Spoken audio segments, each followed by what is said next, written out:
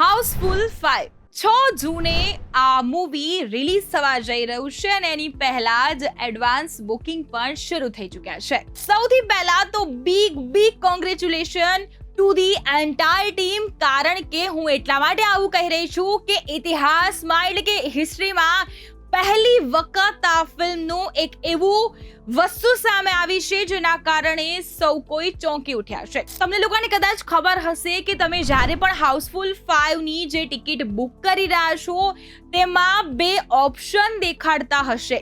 બે ઓપ્શન એટલે કે હાઉસફુલ 5A અને હાઉસફુલ 5B.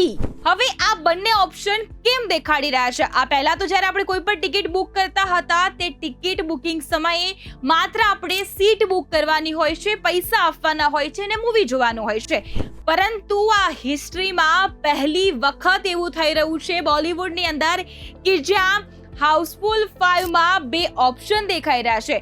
જે બે ઓપ્શન છે બંનેની જે એન્ડિંગ છે એ પણ અલગ છે અને આ જે બીજી બાજુ જેનું ક્લાઇમેક્સ છે બંનેની અંદર અલગ છે.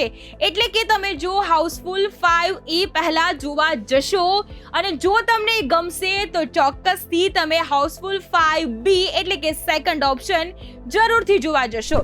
અને આ હિસ્ટ્રીમાં પહેલી વખત થઈ રહ્યું છે. મહત્વનું છે કે 2 દિવસ પછી હાઉસફુલ 5 રિલીઝ થવા જઈ રહી છે, જેનું અઢળક અત્યારથી જ પ્રી એડવાન્સ બુકિંગ શરૂ થઈ ચૂક્યું છે.